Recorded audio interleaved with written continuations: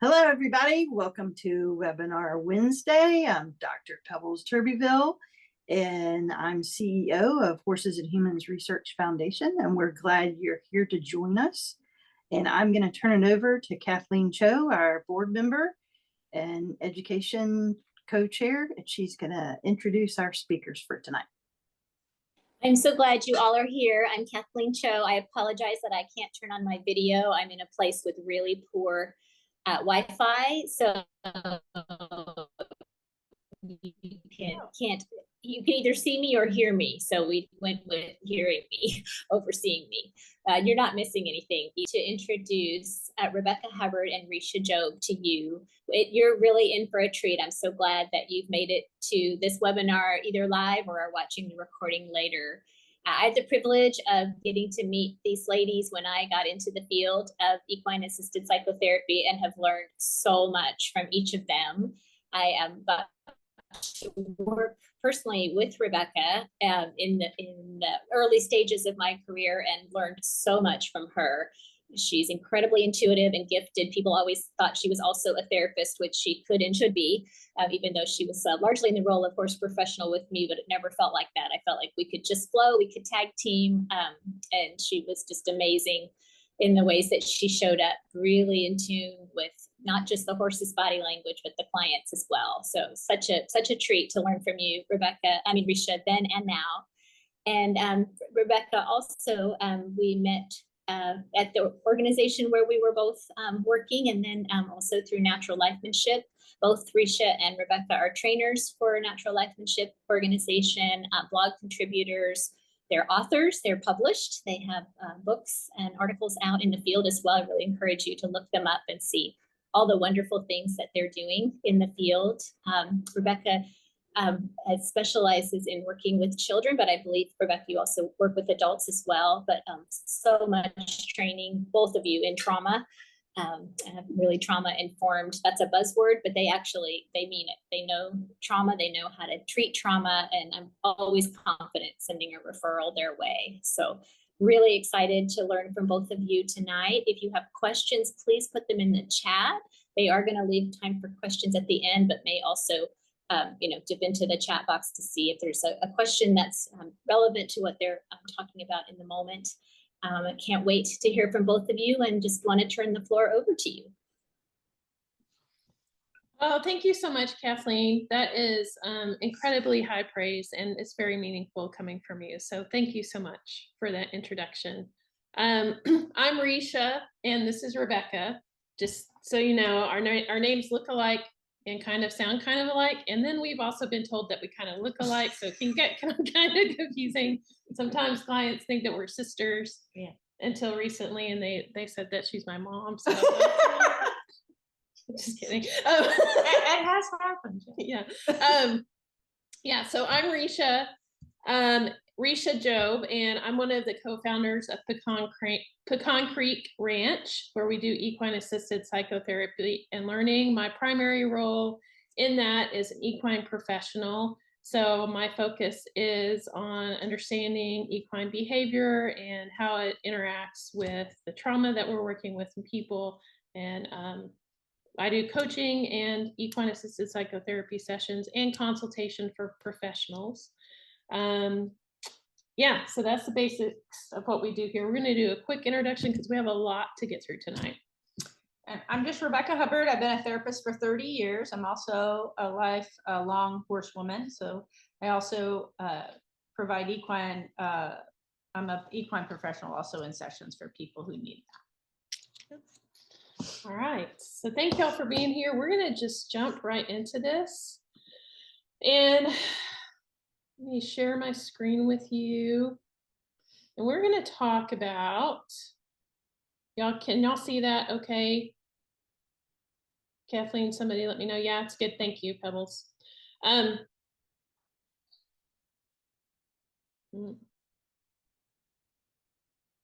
on, I just messed it up. Give me a second. There it is. Okay. All right. Oh, and then also helping us with this, as they have always helped us, is our herd of horses here at Pecan Creek Ranch. And they have also co-founded our practice with us. So tonight we're going to talk about burnout of our equine partners in equine assisted services. This can also apply to any kind of work that you're doing with horses that relates to how you're supporting people in partnering with equines. So tonight we're going to go through defining what burnout is through a trauma-informed lens. Then we're going to talk about what causes burnout in our equine partners. We're going to focus and consider the 5 domains model.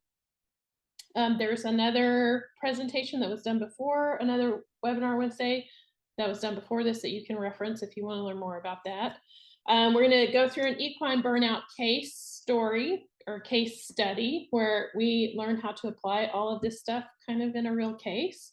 And then we're going to talk about our approach to treating burnout of our equine partners in equine assisted services. Okay, so first let's define what is trauma.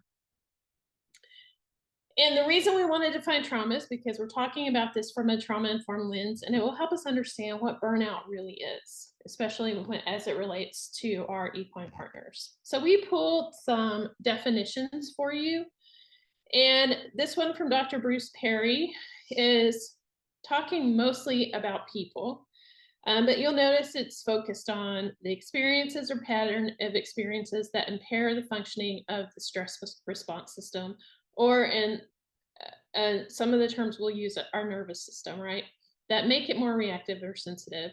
Dr. Dan Siegel is another professional who works with trauma and helps people learn how to treat trauma. And he talks about it as an experience that overwhelms a person's ability to cope.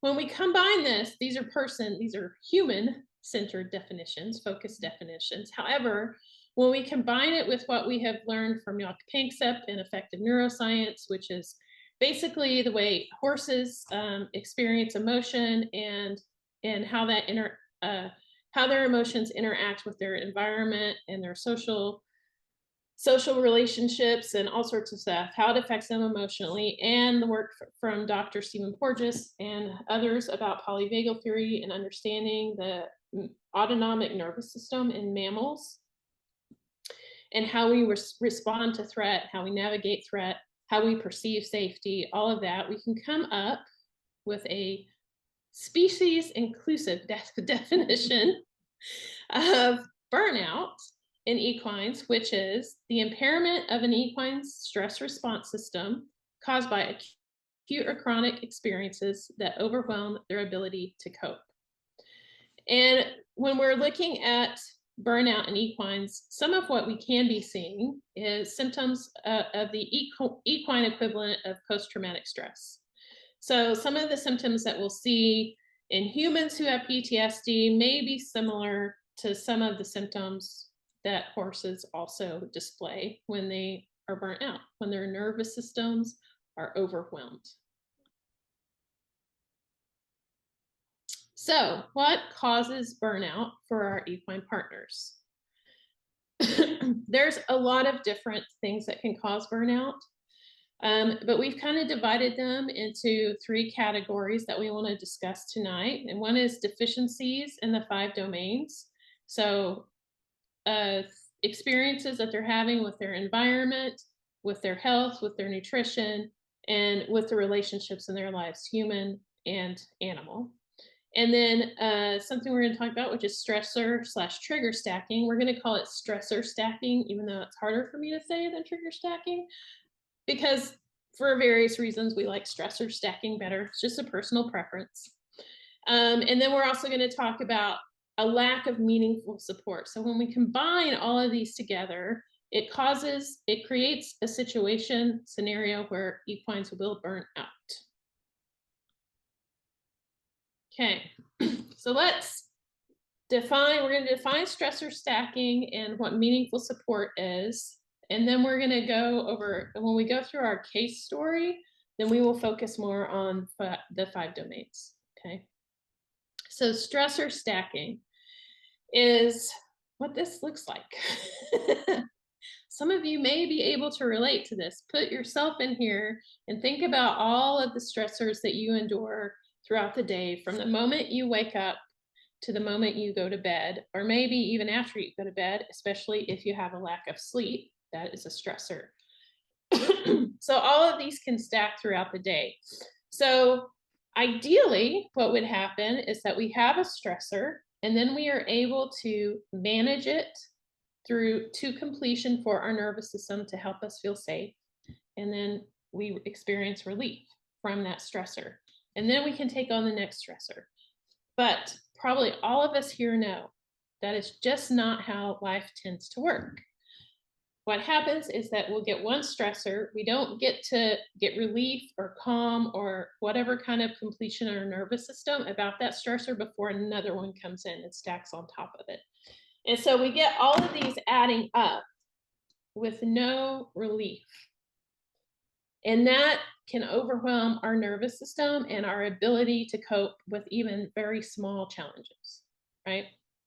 So you probably all know, you've probably all had experiences where your stressors have stacked throughout the day, and you get home and you snap at your kid, or you snap at your dog or your partner or whatever it is for something very small that seems, kind of meaningless. But what has happened is that your stressors have stacked, your system is completely overwhelmed. And so your nervous system is impaired, and it's hard to deal with a small additional stressor. Okay, so that's stressor stacking. And meaningful support.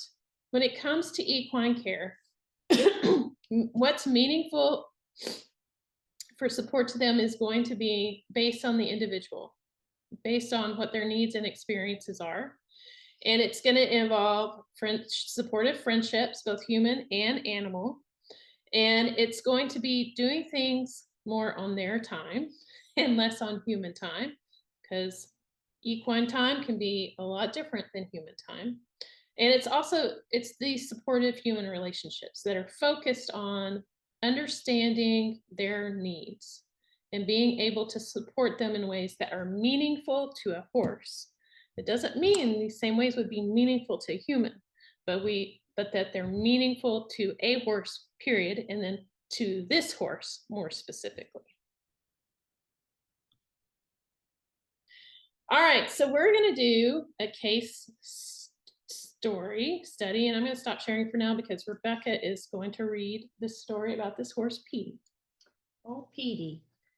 Petey is a 17-year-old thoroughbred retired from competition and donated to a local PATH Center for Therapeutic Riding.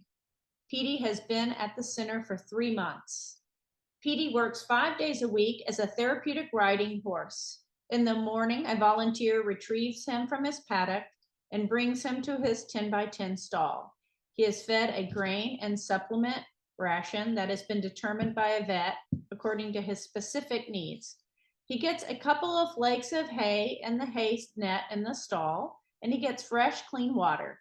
His stall is clean and full of fresh bedding. Petey is stalled next to his pasture mate and one other gelding. He is not able to see other horses next to him unless he pokes his head out of the front of his stall. When he does, his pasture mate pokes his head out and often pins his ears at Petey. Petey responds by pinning his ears and snaking his head toward the gelding, and then at the gelding on the other side of his stall. The gelding on the other side mostly ignores Petey when he does this. Sometimes the tension between Petey and his pasture mate results in kicks and squeals. Most of the time when Petey is not eating, he is standing in the back corner of this stall, barely moving, or he is chewing on the wood in his stall. Petey cribs and wears a cribbing collar. Petey spends anywhere from 4 to 8 hours a day in his stall. When he is not in his stall, he is being ridden in a therapeutic riding session. He is fed hay twice a day, once in the morning and once in the afternoon. He will often finish his morning hay ration by 12 p.m. and will not receive any more until 4 or 5 p.m. At this time, he gets another grain ration before being turned out for the night in an 80 by 80 foot paddock, where he has free choice hay in the form of a round bale covered with a hay net, minerals, and fresh water. However, Petey and his pasture mate often fight over the hay and do not eat comfortably together. Petey spends a lot of time in the corner of his paddock staring at other horses with his head down, nose in the corner, with one back leg slightly cocked. His muzzle is tense and he has a vacant look in his eyes. He sometimes stumbles and falls to his knees, startles, and jerks back up. No human has seen him lie down in his paddock or his stall. There is little to no growing vegetation in his paddock, but he does occasionally attempt to graze what is there. Petey is exercised twice a week before or after his therapeutic riding sessions. He is lunged in a 40-foot round pen for 10 to 15 minutes, then lunged over poles, onto platforms, and taken through a stretching routine. Then he's lunged again at a slower pace for 3 to 5 minutes. There are 2 volunteers who perform this duty. They are responsible for exercising 14 other horses during the week and can be inconsistent with their schedule. Petey is obedient during his exercise time and performs all the tasks well. Petey will receive his first chiropractic care soon. He will be worked into the schedule where he will get chiropractic care once every other month. Petey's teeth and feet are in good condition. He is trimmed every month and receives dental care every 6 months. He is in good overall health. The vet noted that he may have minor arthritis in his right hock. It does not appear to impede his functioning at this time. He receives a little more warm-up time before being exercised or used in therapeutic riding. Petey is difficult to catch in the turnout, running away from volunteers. However, once he is caught, Petey enjoys being groomed and getting attention from the volunteers. Volunteers describe him as friendly and easy to get along with for the most part. When volunteers get him ready for therapeutic riding sessions, Petey moves away from the saddle and is cinchy. He balks at approaching the mounting block and needs more pressure to stand in front of the mounting block. But with the right amount of pressure, he approaches the mounting block and stands well. He always stands still while being mounted, but refuses to move away from the mounting block when asked. The volunteer must use a lot of pressure to get Petey moving, but once he is moving, Petey continues to move without encouragement. At times, volunteers have a difficult time getting Petey to slow his forward movement or stop when asked. During these times, Petey nips at his handler. Handlers have a variety of responses depending on the handler. These include smacking Petey on the nose with the hand or lead rope, moving away from Petey, tightening up on the lead line, and tightening up control of Petey's head, or simply ignoring the nip. Okay, so if any of you can relate to any of Petey's story, like you know a horse who has some similar symptomology or similar things that you see in their life, let us know by just, doing a little hand raise in your reactions on here. And we're gonna move on. We're gonna talk about Petey a little bit more. So just so y'all know, the information that we just read to you is all the information that we have about him. And it's a fictional case that we created to help us with this presentation today. But it's based on lots of data that we have from helping other people with their horses who may be experiencing burnout or stress in training or all sorts of other things and equine assisted services. I'm glad you said that because I was really feeling very sorry for Petey because it sounded like he had all the symptoms, like everything on Petey. So yeah, I'm hoping there are horses out there that don't have everything that Petey has, but Petey's got some positives. We're going to look at them. Okay. Yeah. There are lots of horses that have all the things that Petey has. That's right. Unfortunately. From our experience, yes, unfortunately. But that's part of why we're doing this, right?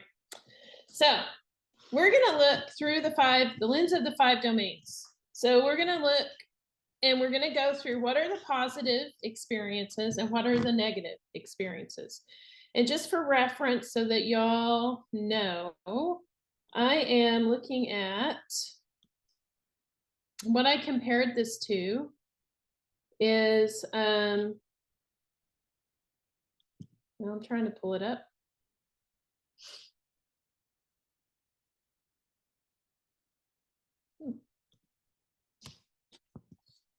I had it pulled up here earlier. Ah, here we go.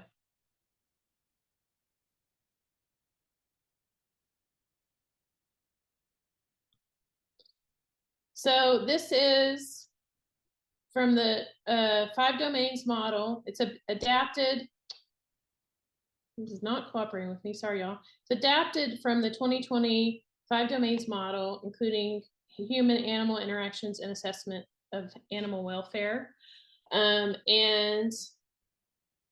there's this download of this chart that you can look at, and this helped us to classify or categorize negative and positive conditions and experiences for PD. Okay. Are y'all able to see my screen? Nope, it stopped sharing. Okay, we're going to go back here. Okay, so we're going to go over nutrition.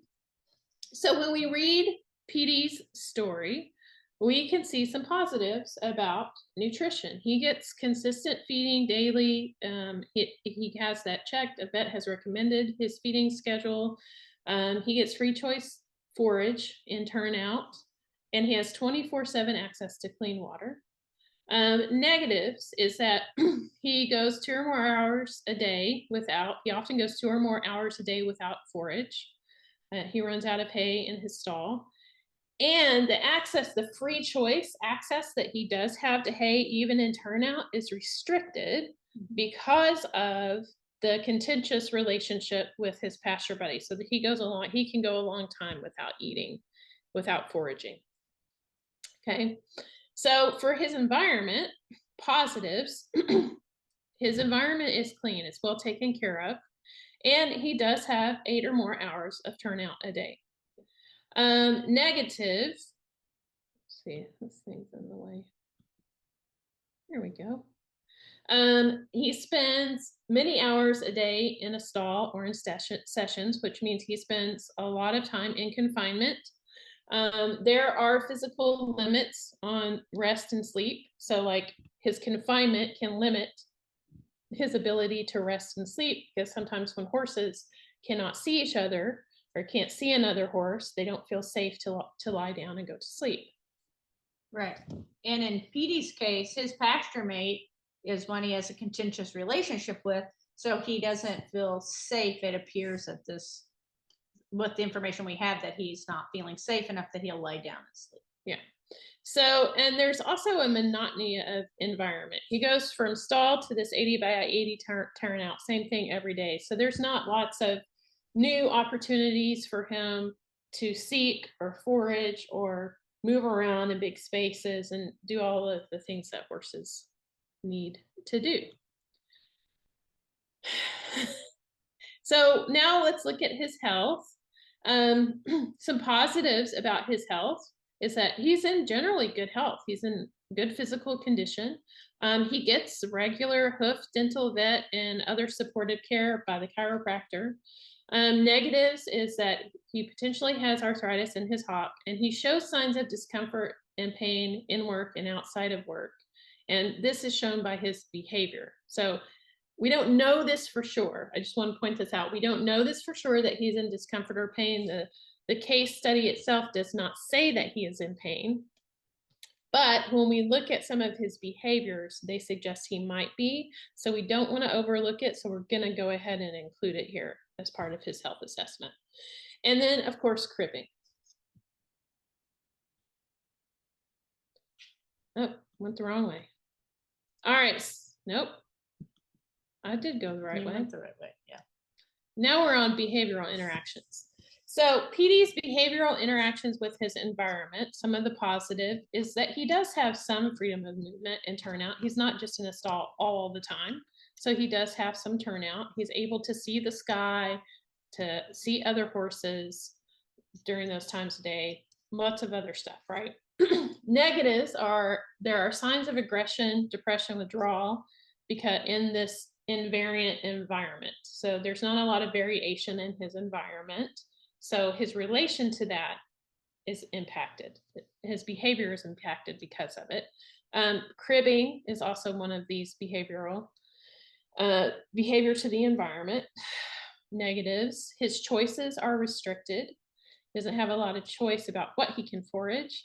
Doesn't have a lot of choices about the relationships he can engage in,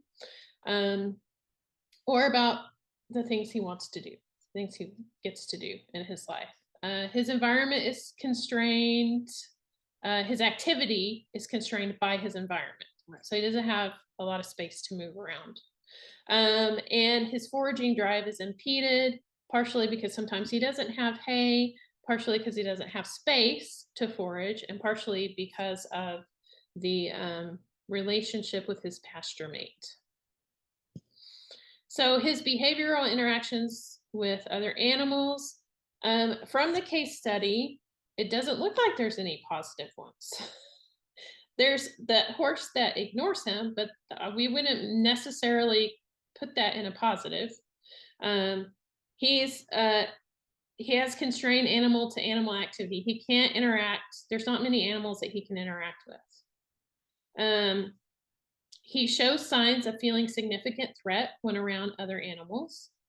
And there are limits to how he can deal with that. So there are limits to how he can't just like, he's stuck next to this horse that he doesn't get along with all day long. So there's limits of time that on how he can avoid this threat or defend himself against what he perceives to be this threat.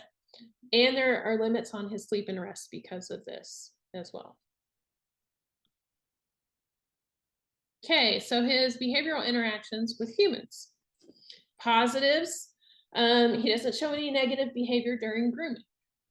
And some of the human handlers seem moderately skilled and temperate when they're handling him, based on what we have seen in the case. We don't know all the details of that, but there is some evidence of that in the case. He has little to no choice in his work. His negatives, his handlers are not qualified to mitigate, train, or soothe signs of his emotional mental distress beyond basic corrective action.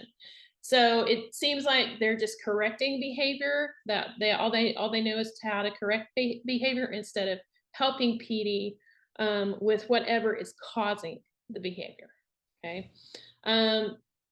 The nature of therapeutic riding is that you have inconsistent riders who can, for a horse, give confusing and irregular feedback because sometimes their movements aren't regulated, or their emotions aren't regulated, or whatever might be going on because of their own challenges that they're dealing with, that riding a horse is to be helping with them, helping with. This is just kind of the nature of therapeutic riding. There's inconsistency in his handlers, sidewalkers, and volunteers. And the humans don't seem to be understanding or supporting his relational, emotional, and psychological needs. So if we look at this whole picture of PD and we look at these 4 domains, it gives us a picture of the 5th domain, which is PD's mental state. So this chart represents a picture of PD's mental state. More negative than positive. Nutrition-wise, there's more positives. Environment, the negatives outweigh the positives. In health, the negatives outweigh the positives. And in behavioral, the negatives greatly outweigh the positives. Now, of course, this is assuming they all have the same weight and impact in his life, but we don't know that. Okay, so this is just a 1-to-1 ratio we're basing this on, because that's just all the information that we have. Okay. Yeah. Now, before we move on, I'm looking at the time. Before we move on to the next part, do y'all have any questions about that assessment through the 5 domains and why we put things where we put them?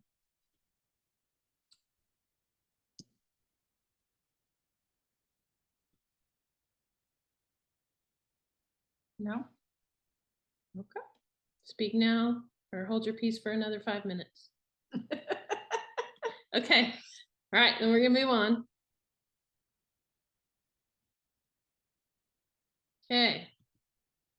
Whoops. All right, is PD burnt out? Anyone have any opinions about this? You're more than welcome to unmute and speak. Do you think PD is burned out? He does have some troubling behaviors that suggest he's very stressed. I don't know if it meets the criteria for burnout, but he seems very stressed to me. It's breaking my heart. Yeah. So when you look at that, Kathleen, the stress that you're talking about here, his ability to move in and up and down his nervous system, right? To be able to move into survival and out of it is impeded. Would you agree? Yes. He's kind of stuck there. And that's sort of what we're doing that's what we're defining as burned out. He's not able to move up and down the arousal continuum. So he can't complete the stress response cycle. Not complete his stress response cycle. He's stuck. Yeah. So he is impaired in the way his behavior shows us that he is impaired in the way that he can deal with the stress in his life. Thank you. That's helpful. Yeah. Anybody have any comments or questions, or do you want to contest whether or not he's burned out? We're open.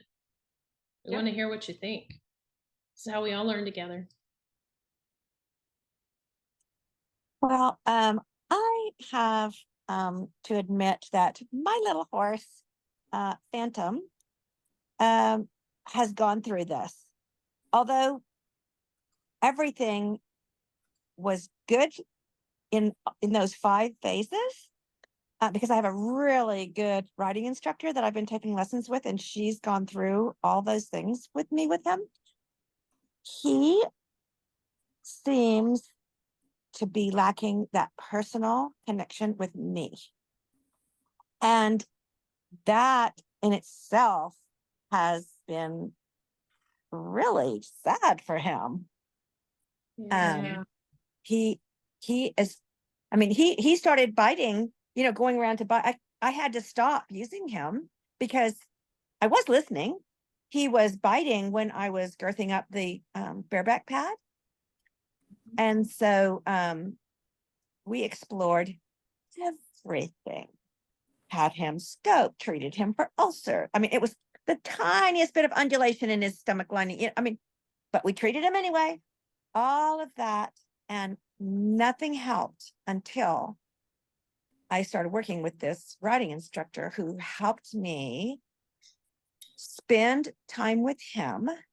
And she like does chakra. She explained the chakras to me, and training through the chakras and meeting that first chakra need for him, that I was just putting him through the motions and just using him as a tool. Yep. Yeah. Yeah. Yeah. I hate to admit that. Well, that's what you knew at the time, right? Yeah. And Yes. it's often what happens. So it's so relatable. What you're saying is so relatable, right? Because Yes. a lot of us have done this and experienced it and been in places where that's what's happening. And I think that maybe is also what is happening for PD. And so I'm so glad you brought this up, Audrey, because this is going to take us into the next part of how do we treat this? Yeah. Okay. What do we do?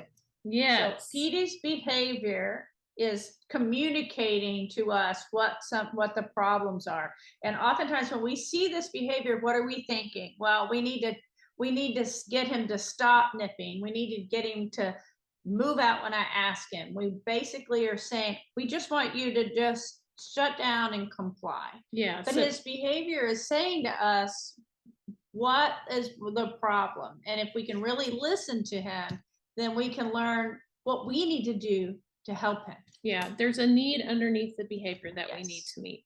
So here are some common things that we hear people tell us how they are trying to treat burnout. They may not recognize that it's burnout, first of all, which is why they're maybe using some of these things to treat it. But when people recognize they think it's burnout, one of the top things they'll use is they'll treat burnout with turnout.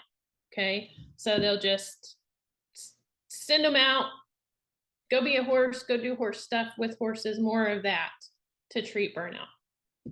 And sometimes that can be helpful. However, we're going to talk about, and hopefully you'll see sometimes why that won't actually make much of an impact once you try to get them back into work. Excuse me.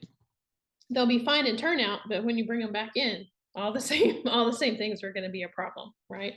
So then the other thing they try to do is retraining manners and respect. So this is essentially just attending to the treating the symptoms, the behavior.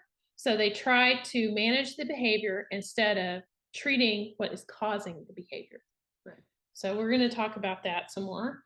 Lunging, I think sometimes this happens just because like, this is just what we do. Like, this is just what we learned. Oh, a horse is having a problem, go lunge them. Get them tired, get some energy in their body, exercise them, get all the bucks out, or the kicks or the bites or whatever, get it out. Another thing that they'll do is they'll just repurpose. So, I guess this horse just isn't a good fit for this work. And then the other thing they'll do is just say, forget it, and just retire them from the work. Okay.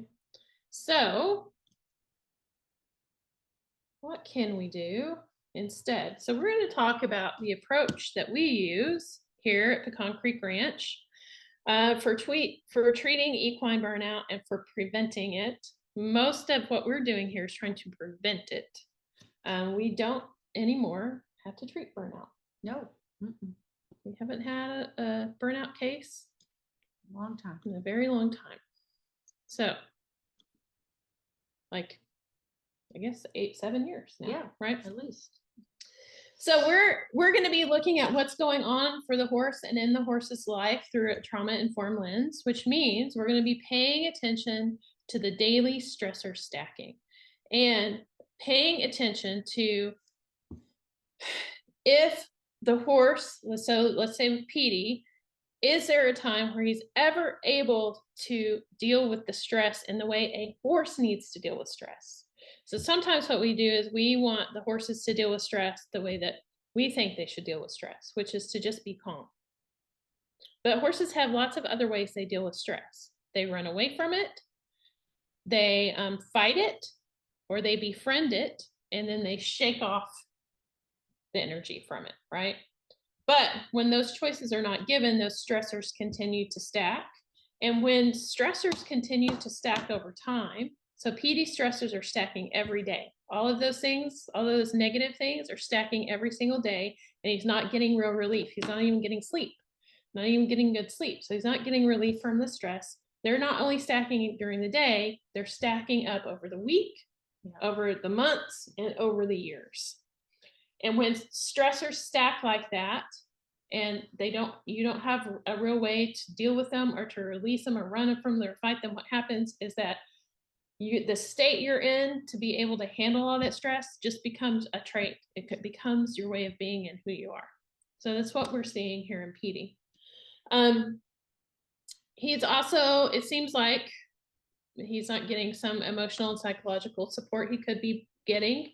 Not because people don't care, but maybe because they just don't know, don't understand. Usually that's the case. And so we can treat that by listening deeply to him, offering him choice and consent whenever we can, helping him develop good meaningful friendships for a horse to him, giving him stimulating, measured mental challenges. He needs challenges. He needs to be able to seek. He needs to be able to play. He needs to be able to rest. These are all very basic needs for a horse. And then he also needs to have some corrective guidance, connection and corrective guidance in his relationships with other animals and with humans. We'll talk, I don't know how much time we'll have to get into all of this, but we're going to go over it as best we can. And then we want to measure and look at the consistency and patterns and repetitions of the positive and negative experiences in his life. So even if he has some positive experiences, but they're really inconsistent, what can happen is that over time, even the inconsistent positive experiences can turn them into negative experiences because they are inconsistent, especially for a prey animal. Something that is unpredictable or uncertain gets kind of processed into the stress pathway or to the threat. It's seen as a threat. Okay, so even inconsistencies, let's say, like we said with the training, some of the when they exercise some, it can be really inconsistent. That could actually, it might be helping him, might be supporting him a little bit, but over time, because of the inconsistency, it can all turn into a negative. So we're going to look at, we divided this into two dials approach. We want to start turning dials for PD to improve his ability to respond to stress and how he's experiencing life. So if we go back to our definition of trauma, which is impairment of an equine stress response system caused by acute or chronic experiences that overwhelm their ability to cope. So that tells us if we want to change things for PD, we need to change either the experiences that he's having or his ability to cope with the experiences. So this is what we're talking about. These are the two dials we're going to focus on. So I'm thinking with the time, we should probably jump to what we would do. Yeah, that's what we're right there. Yeah. So you can turn these dials, like sometimes you can't change some of the, like, let's say you can't change experiences, they have to stay the same. You can still help PD with burnout by changing his ability to cope. Does that make sense? Okay. So let's talk about what we would do. How do we turn the dials for PD? Here's some things that we would do. Whatever we could change in his environment, we would change. If we need to put him with a different pasture mate that he could have a different relationship with, that maybe is calmer or whatever, we would probably mess around with that and try to change that. Let's say we can't change the paddock that he's in. Can we change the pasture mate that he's with? We might try and change that. Let's say we couldn't change the horse that he's with. Can we change the way we're feeding hay so that PD can, like, maybe we put out like 4 or 5 hay nets around the paddock so that PD can move around and not have to eat at the same spot that this horse eats at, until we can help them repair their relationship, which is another thing that we would want to try to do. Can y'all think of some other places within the 5 domains that we could change PD's, turn the dial on the experiences that he's having? How could we change his experiences? Do y'all have any ideas? Give him more choices. Give me more choices. Yeah, the lunging seems like just an exercise in compliance. Right. Training the volunteers. I think someone brought that up in the chat. Just spending more time and energy on that, having someone that's either a program or someone who's got a plan, and then that's passed on to each volunteer. Absolutely. Yes. Yeah.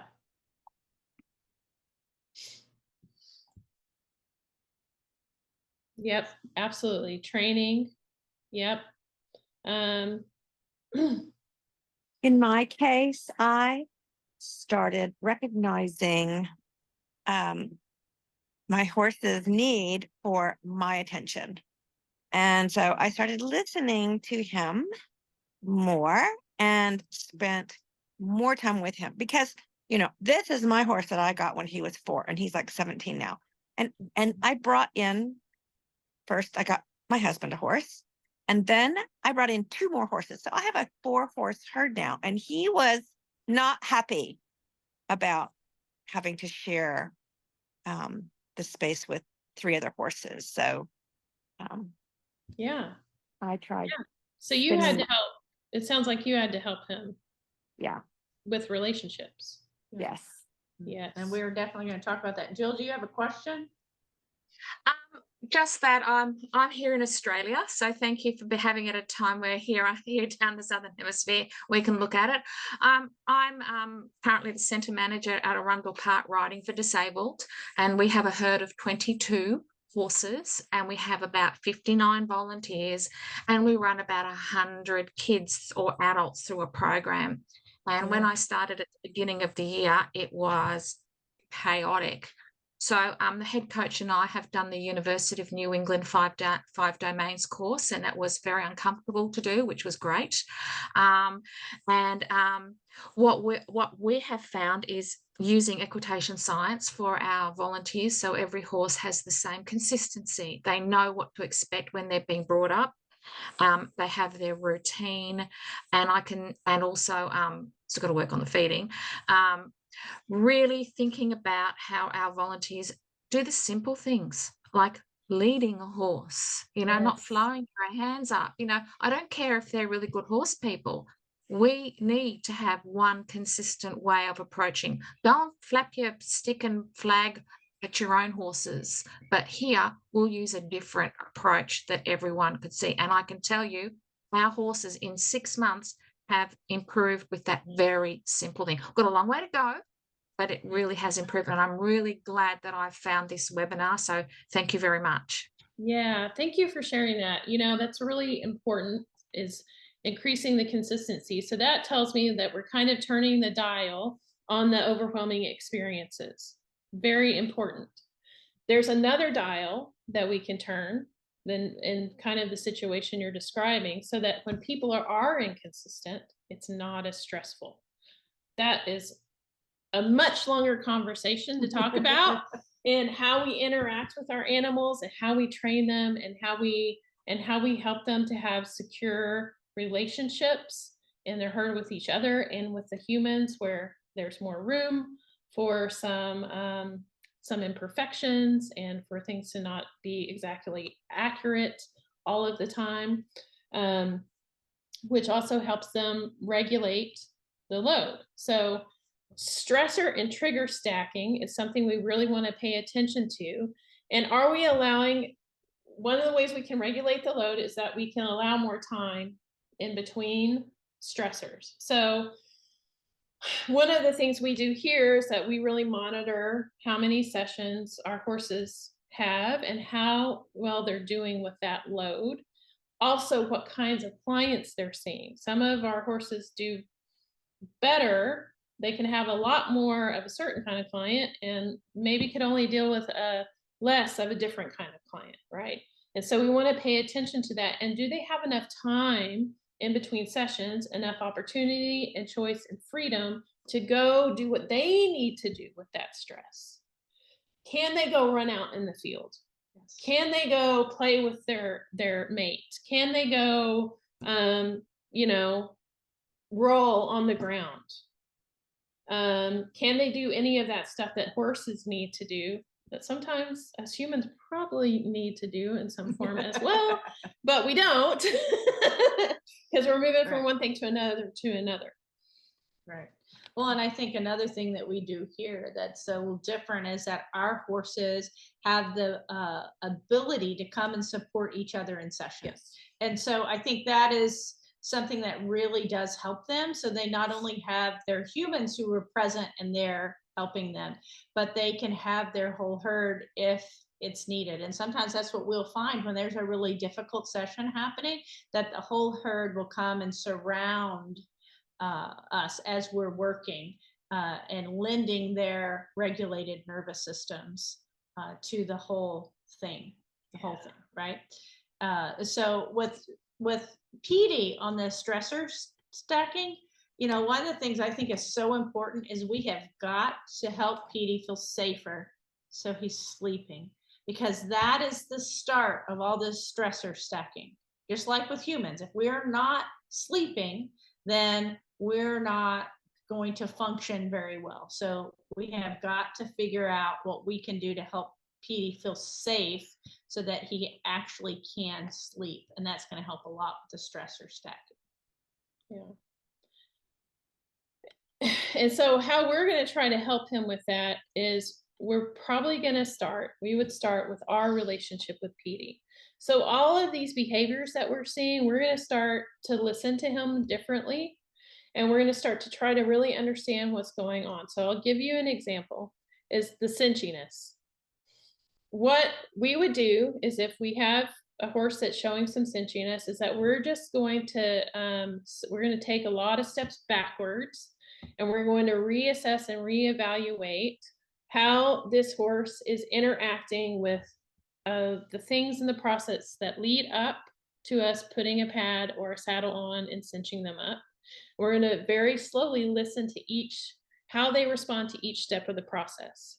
It may be that PD's showing stress way before he gets to the cinchy part, but no one's really hearing him because they're not, first of all, offering him any choice about being haltered or being caught. I mean, that kind of if he's running away from people all the time, he's telling us that he hasn't really consented to being caught, and he's just getting caught. So he's starting out his day in survival mode. So it might start with, what's our relationship to going and catching PD? Can we change that dynamic where PD feels supported, where he has choices to be caught? This doesn't mean that he doesn't ever work. There's a big difference. Sometimes when we say give a horse choice, we think that means, oh, then I go out there one day, he doesn't want to be caught, so I just leave him alone.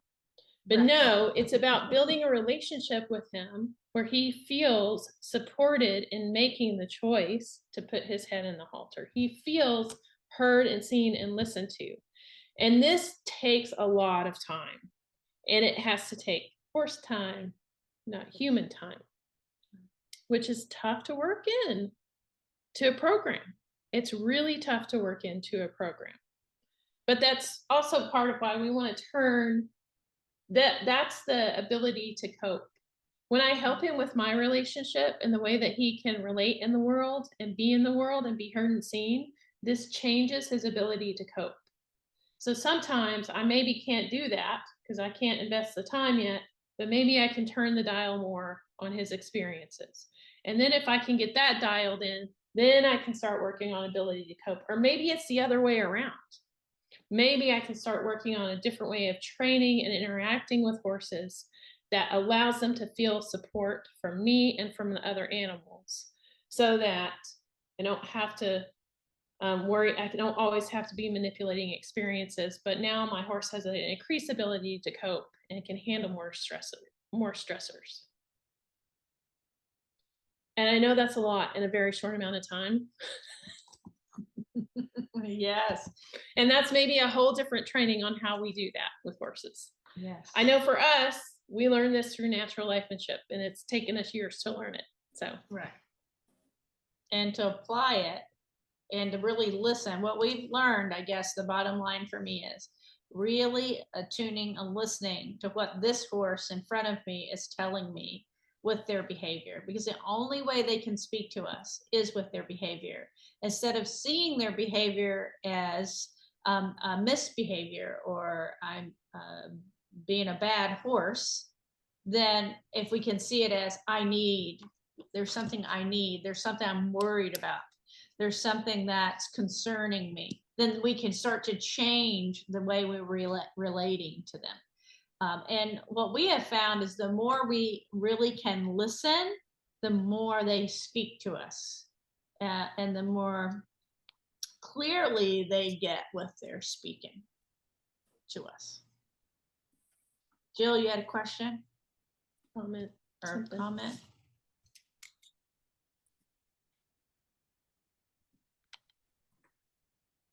No, sorry, just didn't put my hand down. Typical teacher. Thank you. Did you want to share our contact information on the list? Oh yeah, well, I want to talk to people. Okay. Do y'all have any other questions or comments or anything? I know this was a lot. You mentioned where you learned all this. Did you say natural horsemanship, or did you say something else? No, we learned all this through our some of it we learned, a lot of it we learned through our training with natural lifemanship. Lifemanship. Okay. Lifemanship, yes. Okay. Kathleen or someone, can y'all type that in the chat? Yeah, I'll put it in the chat. Yeah, thank you. And then also just through really our experience in applying it with our own herd, and through building our business in this way as well.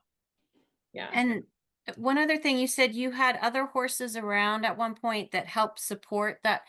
What does that mean? Like, So Practically. the way that our space is set up, and we did this intentionally, is that we have round pens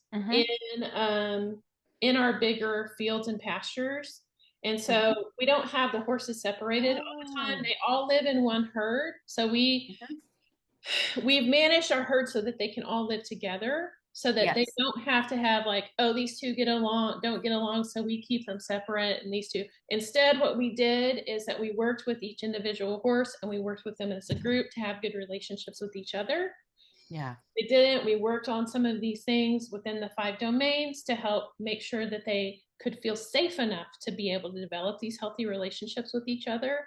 So that now when we have sessions, we can be out in a big, 15-acre field, or we have 40 acres here with a round pen, and one horse in the round pen may be struggling with a client, and the other horses can come around and hang out or be friends or whatever. And sometimes not even in a round pen. We're in a pasture. So you're in the pasture with the lesson and the horses are around you. Yes. Wow. Okay. Yeah, Sometimes. we're doing psychotherapy. Yeah. They Doing can what kind of therapy? Yeah. Okay. Cool. Thank you. But we set it up that way to help our horses with their mental health, basically. Yes. And to be able to support each other, right? So we really were trying to be intentional about what's going to help our horses to be able to be the healthiest that they can be.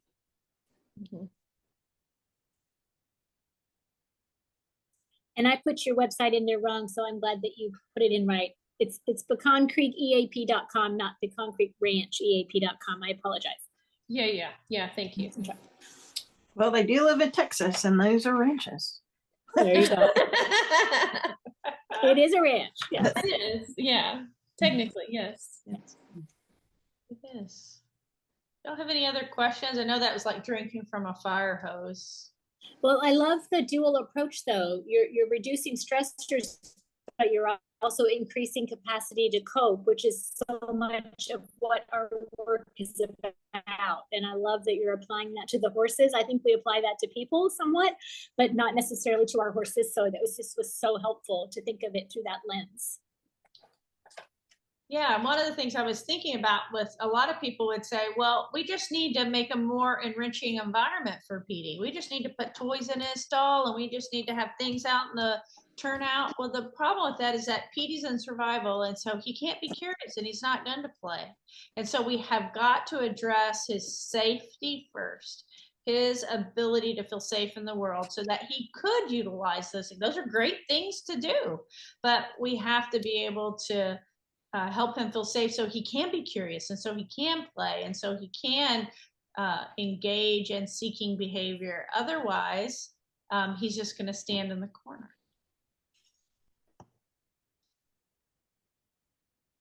So can you share the slides, particularly those dials, for me to look back at? Yeah. You mean like you want a copy of them? Yeah, I just wanted to see like what the different dials were to consider, when I'm looking at my horses. Yeah. Like the next screen that had like 6. So what? Oh, that was just an example of the way you can turn the dials. Yeah. And so what each dial would take one of the 5 domains. Oh, the 5 domains. Okay. You do it like that, right? Okay. Yeah. Yeah. Oh, okay. So you can change how he experiences stress. Right. Either changing the experiences he has. Right. Or his ability to cope with them. Yes. Got it. Yeah. So those are the 2 dials, and there's a lot of different combinations of how you can turn those to change PD. Sure, but it relates to the 5. Right. Yep. To all the experiences within the 5 domains. Generally, when we're looking at changing his ability to cope, it's going to be mostly through the behavioral interactions with humans and other animals, and maybe his environment too, depending on, like for PD with cribbing, that actually we would work on that through our relationship with him.